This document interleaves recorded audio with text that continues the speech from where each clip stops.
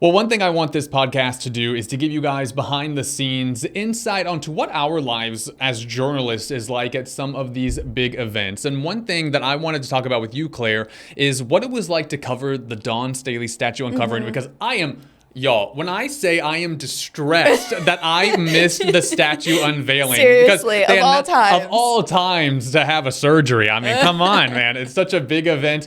But Dawn Staley, obviously, they announced it a couple years ago, so we knew it was happening, but it was a really quick notice. We didn't get told until Monday that it was going to be unveiled on Wednesday. So you guys, I'm at home laying on the couch and I'm texting like, okay, I guess everyone's got to get a game plan together. So when you're covering a big event like that, Claire, what does that day look like for people who really, I watched the stream, it was great, but a lot of people, they watch that, they turn it on, they turn it off. But what does the day as a whole look like for you covering that? Well, especially because it's someone like Dawn Staley and you know how the Gamecock fans show up, you expect something big. And so that's what we did. The ceremony itself, we knew was going to start at 4:00. And we're like, oh, we need to be there out early. So we were getting there about 1:30, 2:00. And if anybody remembers what it was like out in Columbia that day, it was like 90 plus degrees out. At 4:00. It was hot. So we go out. I go out with one of our photographers to help us out because this is a big game. So it's big game. Big game.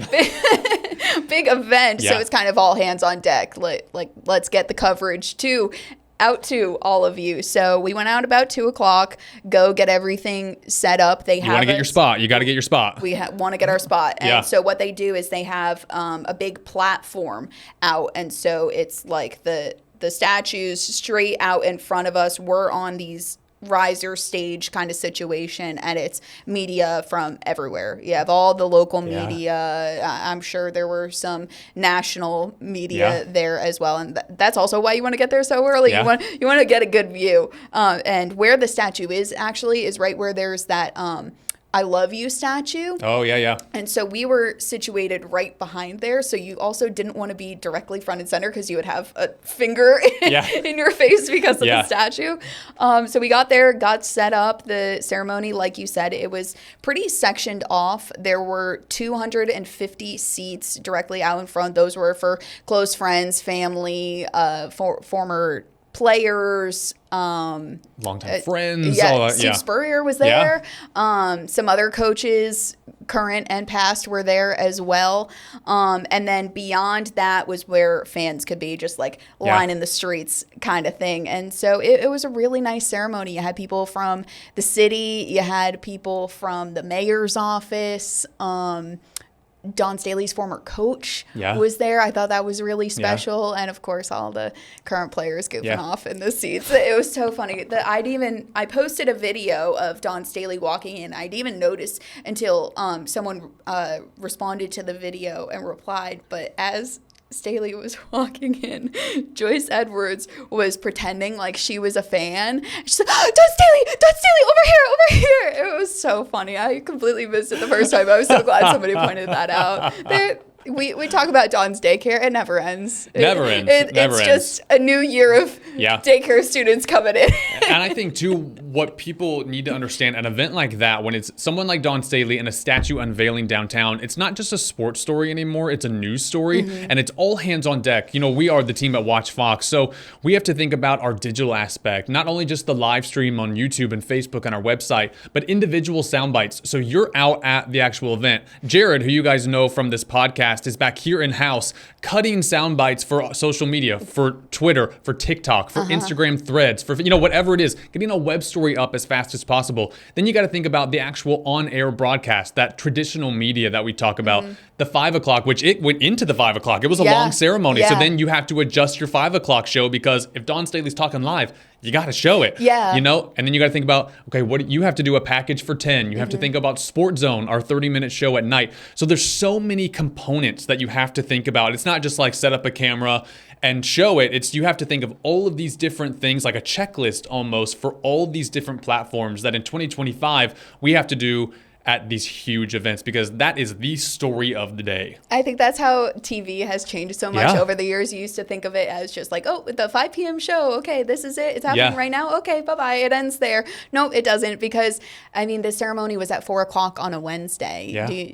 Most of you were probably at work, something like that. You can't tune into a live broadcast. So that's why Jared, like you said, was clipping sound bites, trying to get them out on social media for people to see them in different ways. People all over the world to see them, because we know the Gamecock fan base goes so far. And then, like he said, we the ceremony went into the 5 o'clock show, so we had our camera set up so that in the news show, I wasn't on camera talking, but they could just get like a live look in to the show. And then later on, I was able to do a hit on TV to talk about what had happened. I was standing with the statue right behind me. The ceremony was over at that point. And then doing a longer portion for our show at 10 o'clock and for Sports Zone, but also for our sister stations across the country who wanted the package as well. So sending it off to them. So again, people all across the country can see it. The national media at that point wanted it. So it's an all-day thing. It's not just like 4 to 5. It is an all-day thing.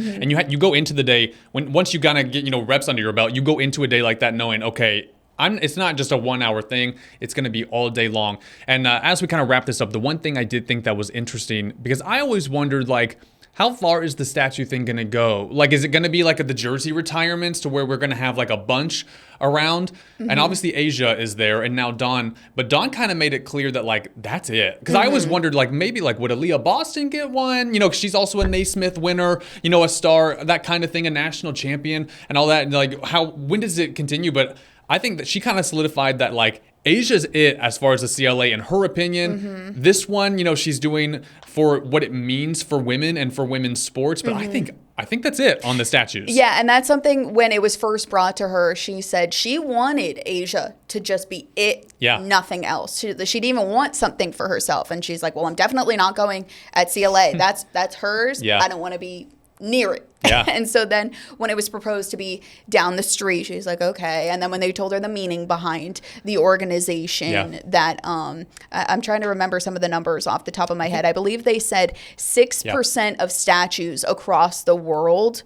depict women. That's it. And then 1% are women in sports. So it really means a lot to get a statue of Dawn Staley. And now one thing I want to ask you was your reaction to what the statue actually was. I loved it. I think when you picture, someone's getting a statue, you just assume it's just going to be like, just standing straight, smiling. But how iconic is it to have her cutting down the loved it. I thought it was so creative. I didn't. When it unveiled, I was like, oh, whoa, like, that's cool. Having the ladder, I figured it would have something to do with the net, because the netless is so iconic. But I thought her being on the ladder with the net, all of that. And I kind of researched, I was like, okay, which net is this? Because there's a million of them. And I figured out that it was from the 2015 Elite 8. So it was the first time they went to the Final Four. I just looked for the jacket. I was like, what is the... And so it's from the 2015 Elite 8 is the net cutting. And that was the first time they went to the Final Four. And so that's the one that they chose. And she is wearing the hat in that and all that kind of stuff. And you can see the face, I think, better from the street view. I know a lot of people were like, where's her face? Where's her face? But it's clear in person. Yeah, and I think that's what it was supposed to depict. The picture, that's what's so iconic. And she's kind of like, you're on top of the ladder, obviously, you're kind of looking down, so she's kind of like looking down and smiling. So, and I like that imagery as well too, how she talked about she hopes a little girl comes and sees it, so looking up, looking down at the little girl, that kind of thing. Love it. I thought it was great. And I hope you guys find the behind the scenes stories interesting, because it is so much hard work and so many logistics and so many things you have to do on a day like that.